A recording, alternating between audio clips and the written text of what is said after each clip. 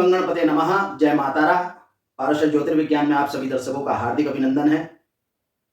वार्ता करते हैं मकर, कुंभ और मीन राशि के जातकों को किस प्रकार होलाष्टक में उपासना करनी चाहिए जिससे वर्ष भर उनके कष्टों की निवृत्ति तथा समस्याओं से उनको दो चार ना होना पड़े।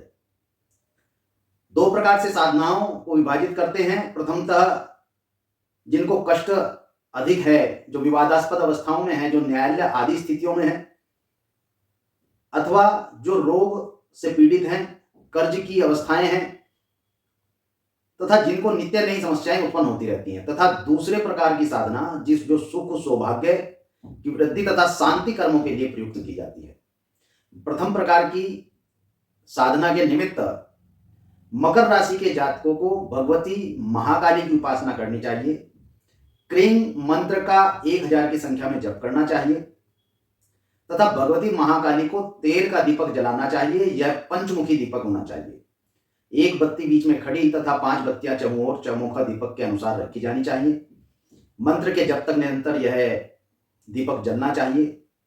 भगवती महाकाली को शहद का भोग लगाना चाहिए तथा यदि आप यह उपासना मंदिर में कर रहे हैं तो कम से कम 9 परिक्रमा भगवती महाकाली की करनी चाहिए। दिव्यावस्था के अनुसार भगवती महाकाली का क्लिंग मंत्र का जप करना चाहिए। इसकी जप संख्या भी 1000 ही होनी चाहिए। भोग इसमें भी आप शहद का लगा सकते हैं। घी का दीपक प्रज्वलित करके केवल 1 बाट का दीपक जलाइए और उसके अंदर 3 फूल वाली लौंग डालिए। महाकाली को हलवे का भोग लगाइए तथा भगवती की 3 परिक्रमा करें।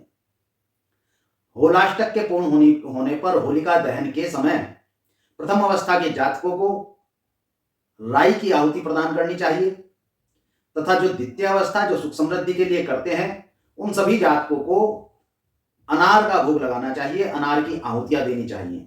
108 आहुति देने से आपका व्रत पूर्ण होगा तथा आपको वर्ष भर की समस्याओं से निवृत्ति होगी। भगवती महाकाली का कृपा आशीर्वाद आपको प्राप्त होगा। वार्ता करते हैं कुंभ राशि के जातकों के लिए। कुंभ राशि के जातकों को भगवान शंभु की उपासना करनी चाहिए तथा जो कष्ट तथा समस्या से सधे हुए हैं, जो जिनको समस्याएं उत्पन्न हो रही हैं, जो विवाद आदि की स्थितियों में है, प्रथम प्रकार की साधना के अनुसार उन्हें अघोर मंत्र का जप करना चाहिए। अघोर मंत्र का 1000 बार जप करना चाहिए तथा इसका मंत्र इस प्रकार है। ओम अघोरेभ्यो अथ घोरेभ्य घोर घोर तरेभ्य सर्वेभ्य सर्व सर्वेभ्यो नमस्ते अस्तु रुद्र रूपेभ्य। इस मंत्र को तिल के तेल तथा सरसों के तेल दोनों को एक साथ मिलाकर के 3 बाट का 3 मुखी दीपक को प्रज्वलित करना चाहिए तथा उसमें 2 लौंग फूल वाली और 1 इलायची डालनी चाहिए। इसके साथ साथ भगवान शंभु को खीर का भोग लगाना चाहिए तथा होलाष्टक के पूर्ण होने पर होलिका दहन के समय भगवान शंभु को 108 बेलगिरी की आहुति प्रदान करनी चाहिए। इसी मंत्र से आहुति देनी चाहिए। जो सुख समृद्धि सौभाग्य के लिए कुंभ राशि के जातक उपासना करना चाहते हैं उनको तत्पुरुष मंत्र ओम तत्पुरुषाय विद्महे महादेवाय धीमहि तन्नो रुद्र प्रचोदयात्, इस मंत्र का जप करना चाहिए। घी का दीपक जलाना चाहिए तथा यह दीपक 2 बाट का होना चाहिए। एक अग्रमुखी और एक पृष्ठमुखी, एक पूर्वमुखी और एक पश्चिममुखी। एक ही लंबी बत्ती बनाए तो उसको 2 ओर से प्रज्वलित करें। देसी घी का दीपक हो। 1000 मंत्रों की संख्या होनी चाहिए तथा भगवान शंकर को बेर का भोग लगाना चाहिए और इसकी पूर्णाहुति पर बिल्वपत्र अथवा दुर्वांकुर इनकी 108 आहुति भगवान शंकर को अर्पित करनी चाहिए। होलिका दहन में इन आहुतियों को अर्पित करने से आपको भगवान शंभु का कृपा आशीर्वाद अवश्य प्राप्त होगा। वार्ता करते हैं मीन राशि के जातकों को। मीन राशि के जातकों को कष्टों की निवृत्ति अथवा सुख सौभाग्य दोनों के ही लिए भगवती महातारा का मंत्र ओम ह्रीं स्त्रीं हुं फट मंत्र का जप करना चाहिए। इस जप को आपको गुलाबी वस्त्र धारण करके करना चाहिए।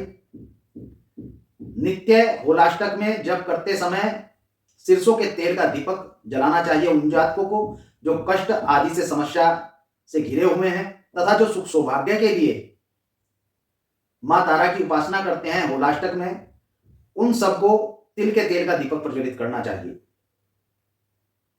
भगवती महातारा को दोनों ही अवस्थाओं में खीर का भोग लगाएं तथा जो विवादास्पद अवस्थाओं में हैं उनको इसके साथ साथ उड़द की दाल के भले का भी भोग लगाना चाहिए। 1000 मंत्रों का जब दोनों ही अवस्थाओं में करना चाहिए तथा होलाष्टक की पूर्णाहुति के समय जब होलाष्टक पूर्ण हो जाए होलिका दहन में प्रथम प्रकार की अवस्था के अनुसार पीली सरसों तथा राई और इसके साथ गुग्गुल मिलाकर मां तारा को 108 आहुतियां प्रदान करनी चाहिए इसी मंत्र से।